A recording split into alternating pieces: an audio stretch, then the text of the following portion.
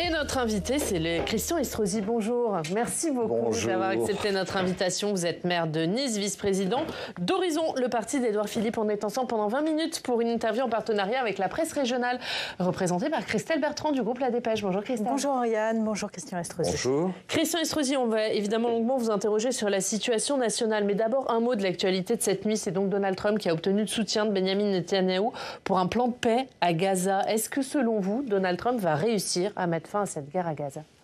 Je ne suis pas capable de dire s'il sera capable d'y mettre un terme. Nous avons vu Donald Trump changer 2 fois d'avis par semaine sur l'Ukraine et la Russie, sur d'autres situations dans le monde, et notamment sur le conflit israélo-palestinien de nombreuses fois.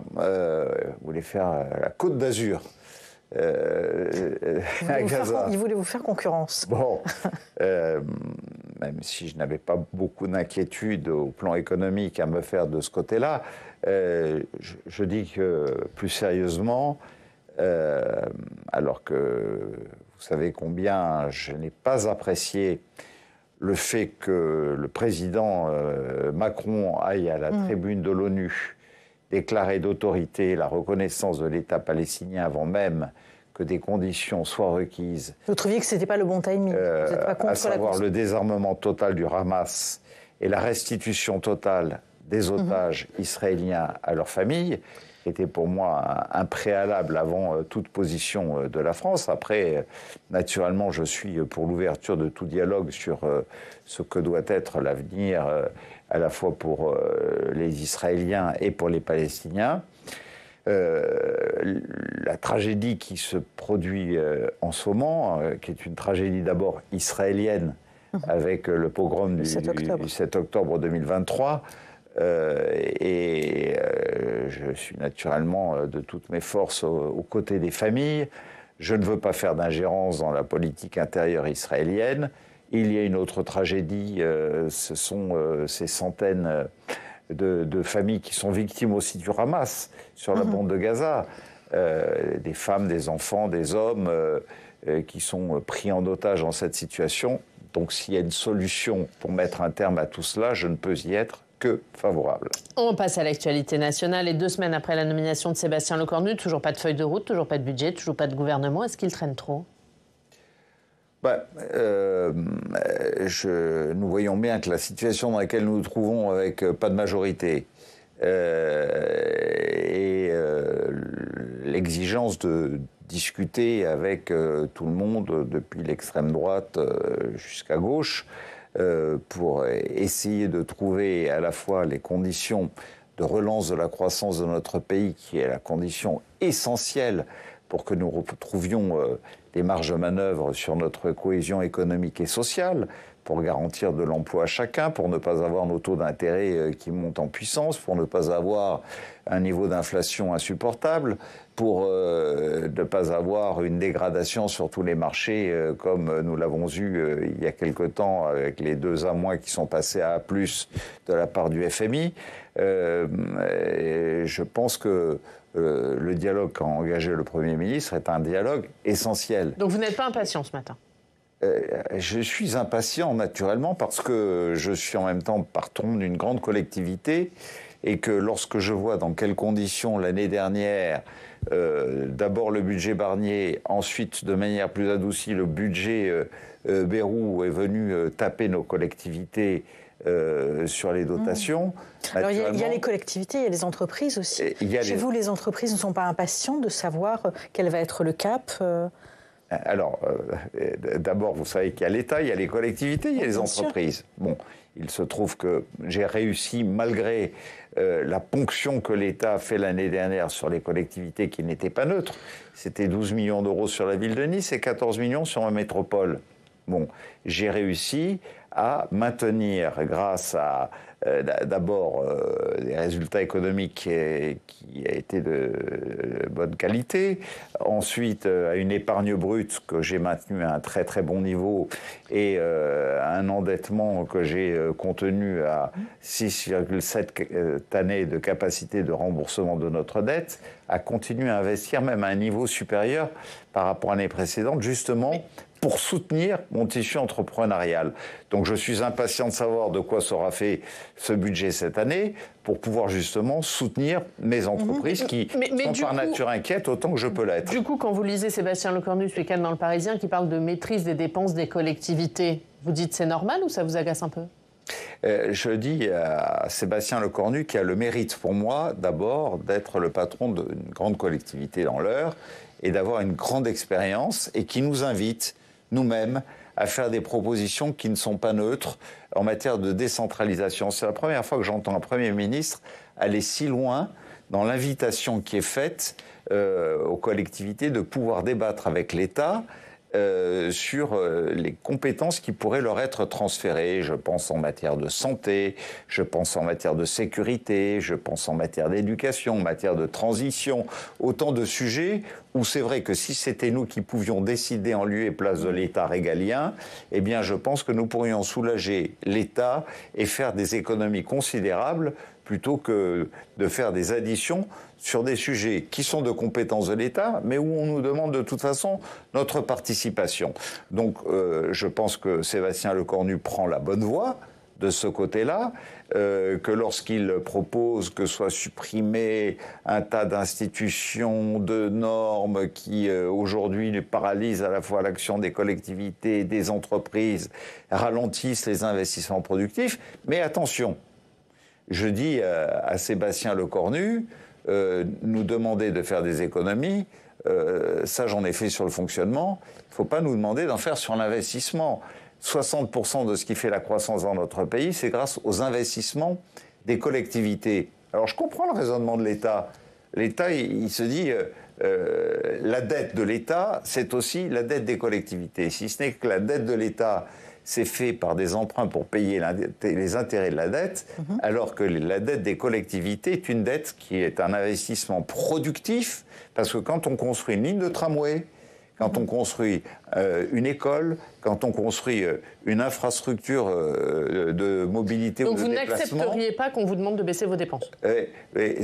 Je parle d'infrastructure. Je voudrais que les gens comprennent, puisque vous m'invitez, que lorsqu'une collectivité investit, elle investit pour que pendant des années, ça produise des effets. Ça renforce l'attractivité d'un territoire, sa croissance... moi, je ne parle pas de dette par habitant, je parle de PIB par habitant. Donc vous dites à Sébastien Lecornu, faites attention... Ma dette par habitant est restée à peu près la même depuis 2008 où j'ai été élu, mais le PIB par habitant, la croissance par habitant dans ma collectivité grâce aux investissements que nous avons faits et qui ont attiré de très nombreux investissements privés, c'est-à-dire qu'1 euro investi du public, ça a produit 10 euros d'investissement du privé sur mon territoire. Je dis, ne cassons surtout pas cette dynamique. Donc vous lui dites, faites attention aux dépenses que vous allez décider de couper, à ne pas casser une dynamique économique. Et ne prenez pas une mesure uniforme à l'égard de toutes les collectivités, encouragez celles qui font des investissements productifs, et puis prenez-en à celles qui font des ronds-points avec des parterres de fleurs qui coûtent une fortune et qui ne font pas venir un seul emploi sur le territoire.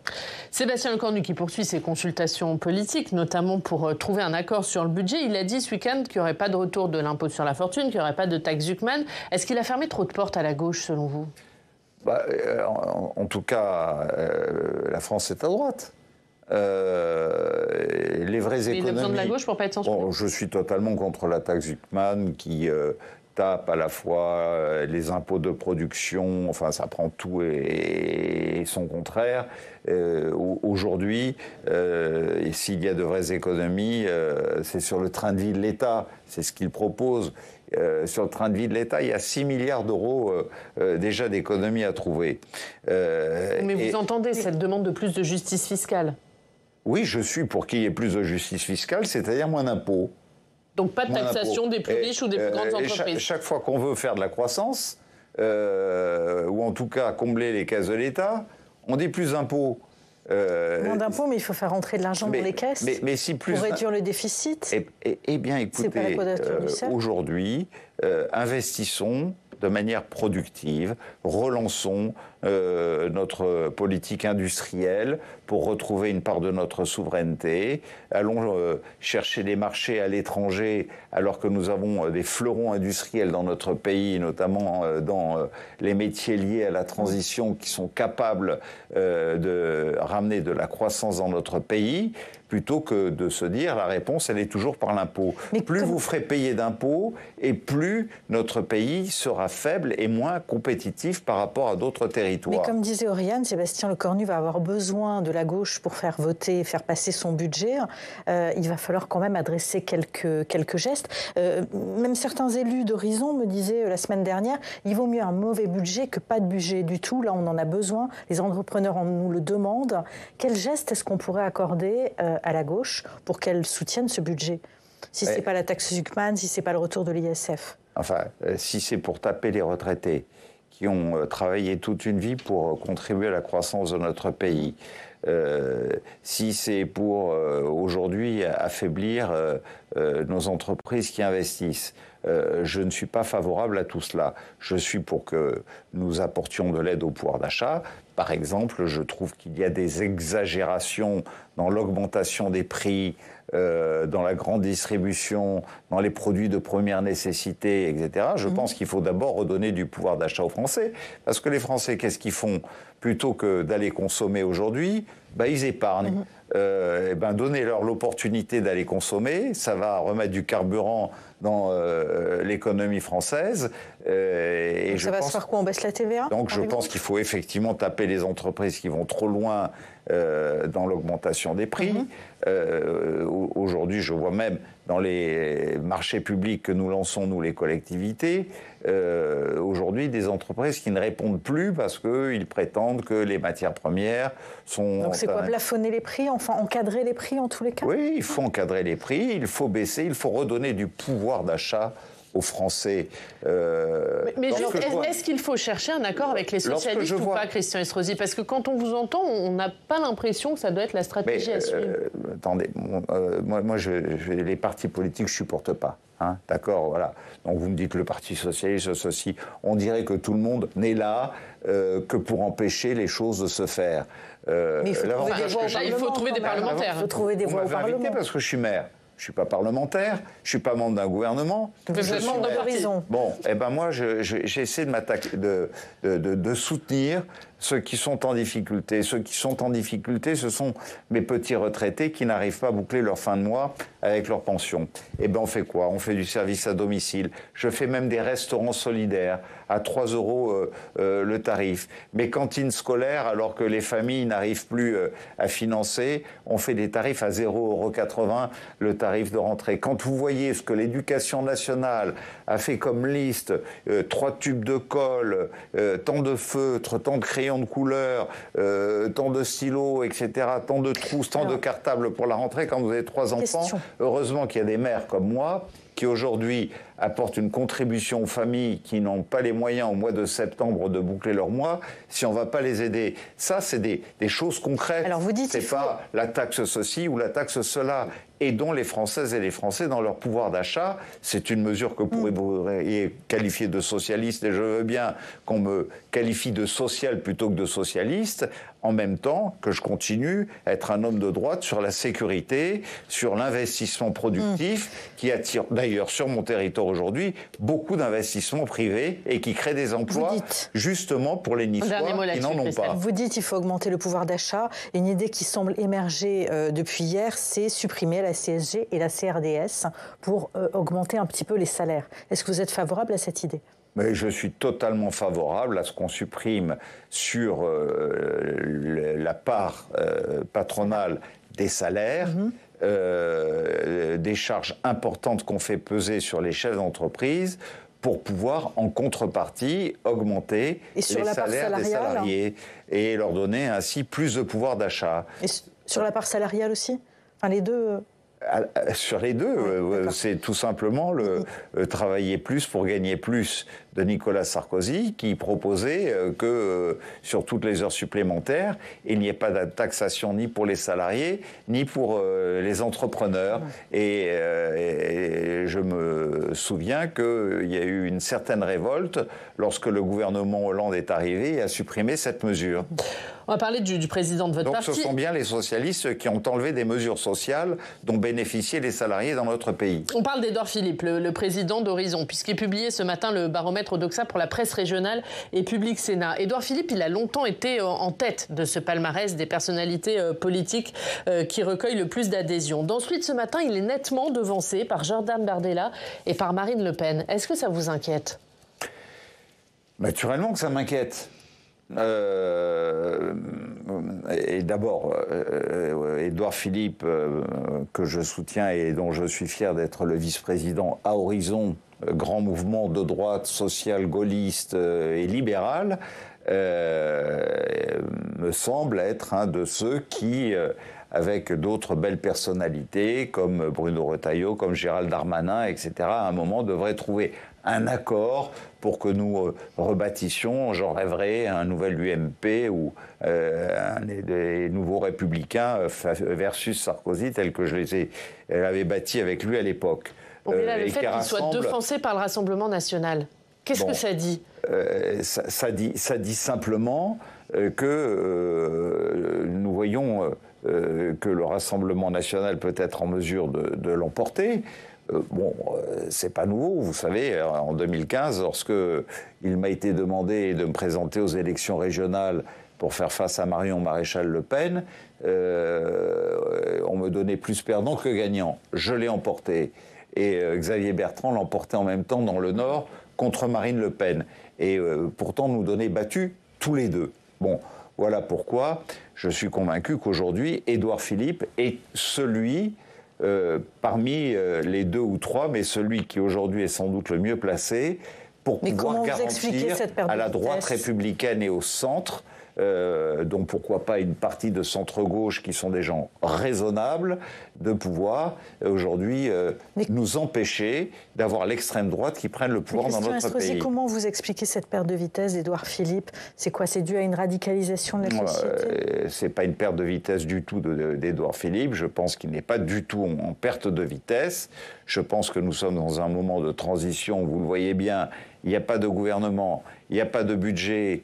Il y a les Français qui sont inquiets face à un chaos potentiel. Et là, par exemple, il y a un sondage IFOP qui est sorti hier soir. Il fait 2 fois moins que Marine Le Pen ou Jordan Bardella, selon le candidat, s'il y avait une présidentielle aujourd'hui. Pour vous, c'est pas une perte de vitesse ? On regarde toujours les enquêtes d'opinion dans l'immédiateté. Pardon, mais moi je vous parle de 2027. Avant 2027, y aura-t-il une élection législative anticipée par contrainte ? Qu'en sera-t-il du résultat des élections municipales ? Laisser les étapes se faire. Je pense que l'immédiateté dans laquelle j'ai toujours refusé de me laisser enfermer est une très mauvaise chose. Moi, je sais le travail que nous faisons aujourd'hui, qui est un travail de fond, avec des économistes, avec des scientifiques, avec les relations au plan international qui montrent que nous nous préparons aussi à reconstituer une influence de partout dans le monde qui n'est pas négligeable. Tout ça, ce sera le moment du débat qui sans doute nous permettra de faire la différence. Mais répondre au sondage du matin par une réponse comme ça, au pied levé, alors que demain matin, vous allez me sortir un autre sondage qui dira le contraire, pour moi, ça n'a aucun sens. Une dernière question, Christelle. Oui, vous avez décidé de donner le nom de Nicolas Sarkozy au Parvis, qui se trouve en face de l'hôtel des Polices à Nice. Pourquoi cette décision ? À ce moment-là, dans le contexte d'une condamnation de l'ancien président de la République? D'abord, au moment où vous me posez cette question, je ne veux pas rabaisser tout cela à un débat polémique entre magistrats et hommes politiques. Ça n'est en aucun cas un défi. La France, la République, notre démocratie ont besoin des deux. Et les menaces intolérables que rappelait le procureur du parquet national financier hier à l'égard de la présidente du tribunal sont des menaces intolérables. D'ailleurs, des menaces intolérables, il y en a sans doute beaucoup plus contre des hommes politiques, et j'en reçois quelques-unes, que contre des magistrats. Mais c'est intolérable et ça doit être combattu de toutes nos forces. J'ai le plus grand respect pour la magistrature, mais en même temps, le respect n'interdit ni l'esprit critique, ni la lucidité. Il y a des Français qui se posent des questions, il y a des éditorialistes, il y a des journalistes qui se posent des questions, et c'est aussi un signe d'une démocratie vivace, et c'est tant mieux. Et du coup, non, c'est simplement un geste de reconnaissance. Vous savez, dans ma ville, j'ai donné, alors qu'ils n'avaient pas leur nom, à 3 présidents de la République leur nom. Il y a eu Georges Pompidou, puisque De Gaulle y était déjà, il y a eu Louis Giscard d'Estaing, et il y a eu François Mitterrand. On avait dit, comment tu donnes le nom d'une avenue de Nice à François? Oui, ça a été un président de la République qui a apporté de grandes réponses à la France. Et aujourd'hui, Nicolas Sarkozy a beaucoup apporté à ma ville. Lorsqu'il était ministre de l'Intérieur et lorsqu'il était président de la République, un commissariat de police très important qui aujourd'hui, dans un quartier à l'ouest de la ville, me permet d'en faire une opération d'intérêt national. Ensuite, une aide importante sur le développement de mon tissu industriel, une aide importante sur l'organisation de l'Euro 2016 et de la construction de son stade. Et surtout, il est à l'origine du lancement d'un hôtel de police mutualisé le plus important de France, qui sera livré dans quelques mois de cela. Merci, Christian Et je ne vois pas pourquoi, en témoignage de reconnaissance, je n'aurais pas donné le nom du parvis de cet hôtel de police à celui qui a tant fait pour la sécurité dans ma ville. Merci beaucoup. La une de la dépêche, Christelle, les salaires pour sortir de la crise. C'est la question que vous posez ce matin. Merci à tous les deux.